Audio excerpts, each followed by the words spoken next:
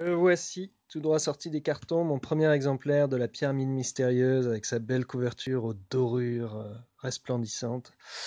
Ça va être l'occasion pour moi de vous faire une petite présentation du livre, pour ceux qui ne le connaissent pas déjà.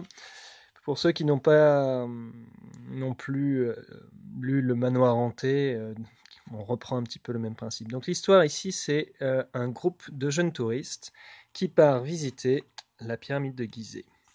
Et ils vont trouver une entrée sur le côté et décider d'explorer l'intérieur du bâtiment. Évidemment, l'intérieur du bâtiment est rempli d'habitants plus ou moins farfelus. Et les parents vont essayer de partir à la recherche de leur progéniture pour les récupérer.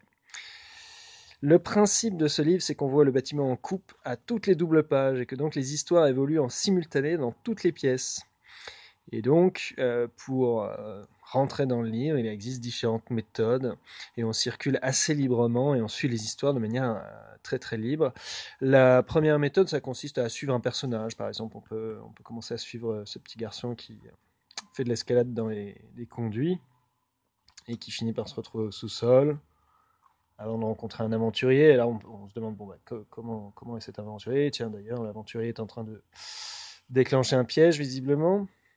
Mais comment cet aventurier est arrivé là? Et dans ces cas-là, on revient et on suit à ce moment-là l'histoire de l'aventurier jusqu'à ce qu'il rencontre celle du petit garçon. Et petit à petit, on prend possession du livre et des différents scénarios qui se déroulent devant vos yeux. Une autre option, c'est de suivre une pièce en particulier, par exemple le sommet de la pyramide, où on a un égyptologue qui est en train de reconstituer une fresque, il repeint de colle le mur, et on se rend compte que la fresque, ce sont des pièces de Tetris. Toute la question va être de savoir que va-t-il se passer lorsqu'il va compléter.